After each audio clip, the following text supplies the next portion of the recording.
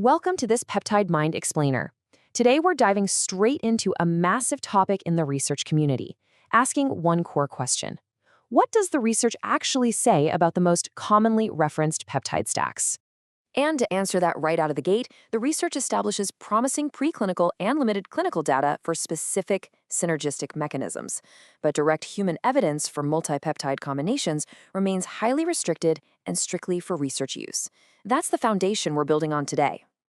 So we're going to map out the current empirical data across 5 key areas. We'll look at the basics of peptide stacks, commonly referenced combinations, primary research focus areas, evidence strength and limitations, and finally, the legal and regulatory status. Okay, Section 1, the basics. What exactly is a peptide stack, and why are these compounds studied in combination in the first place? Stated clearly, a peptide stack is simply the concurrent administration of 2 or more peptides designed to investigate complementary biological mechanisms.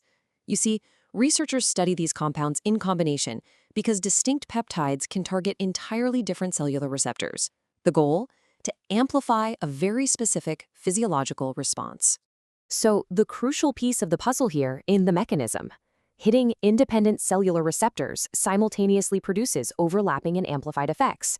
To put that into plain language, imagine researchers take a growth hormone-releasing hormone analog, a GHRH, and pair it with a ghrelin receptor agonist. These 2 compounds trigger completely separate biological signals, but when they fire off at the exact same time, they combine for a much greater total biological output than either one could ever produce on its own.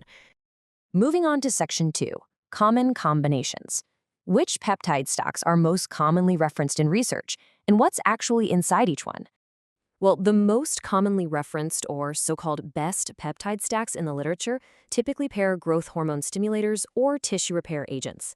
Let's look at the GH optimization stack, which combines CJC-1295 and Ipamorelin. CJC-1295 is a long-acting growth hormone-releasing hormone analog, while Ipamorelin is a selective ghrelin-mimicking secretagogue. Together, they've been studied heavily for synergistic GH pulse amplification. Now let's pivot to tissue repair blends and see how this concept builds. A highly referenced combination here is the Wolverine stack, pairing BPC-157 and TB-500. BPC-157 has been studied for local angiogenesis, which is really just a fancy way of saying the formation of new blood vessels, as well as fibroblast proliferation. Meanwhile, TB-500 has been studied for systemic cell migration via actin polymerization, the cellular process that physically enables movement and repair. And when researchers add GHK-Cu into the mix to create the GLOW blend, they're introducing a compound specifically studied for upregulating collagen genes to observe connective tissue remodeling. We also frequently see alternative growth hormone pathway blends. For instance, pairing Ipamorelin with Tesamorelin or Sermorelin, which are other GHRH analogs. Finally, the literature often references immune repair blends. A major player here is Thymosin Alpha-1, defined as a toll-like receptor agonist that matures T cells. In research settings, this is frequently paired with BPC-157 to observe simultaneous immune modulation along structural tissue repair. That brings us to Section 3, focus areas. What have studies actually examined these stacks for? Let's anchor the body composition research to Tesamorelin. A 2010 Phase 3 human clinical trial published in the Journal of Clinical Endocrinology and Metabolism documented a 15 to 18% visceral adipose tissue reduction at 26 weeks. This actually represents some of the most robust clinical evidence we have in this entire space. Looking specifically at growth hormone pathways, a 2006 study published by Teichmann and colleagues examined the synergy between GHRH and GHRP compounds. Specifically regarding CJC-1295, the animal and early human data demonstrated a staggering 200 to 1,000% increase in growth hormone secretion compared to administering them individually. This perfectly illustrates that overlapping mechanism we discussed earlier. In the realm of skin and connective tissue research, the numbers are equally fascinating. A 1988 study published in the Journal of Clinical Investigation demonstrated through animal models that GHK-Cu increased wound chamber collagen content to 396 to 538% of controls at days 18 to 22. And regarding immune modulation, the data does include direct human trials. A 2013 randomized controlled trial researched Thymosin Alpha-1 in human sepsis patients, and it demonstrated a measured 9% lower mortality rate in the treatment group versus the controls. Section 4, Evidence strength. Exactly how strong is the current evidence, and what are the limitations we need to be aware of? The current evidence presents a stark contrast. We absolutely must carefully separate robust, FDA-approved single peptide trials from the strictly preclinical data supporting combination protocols.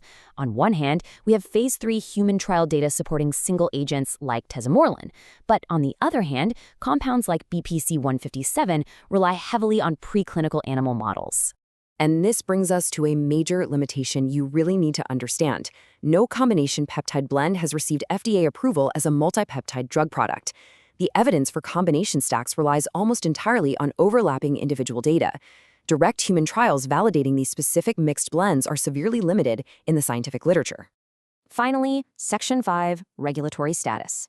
What is the legal framework here, and what does research use only actually mean?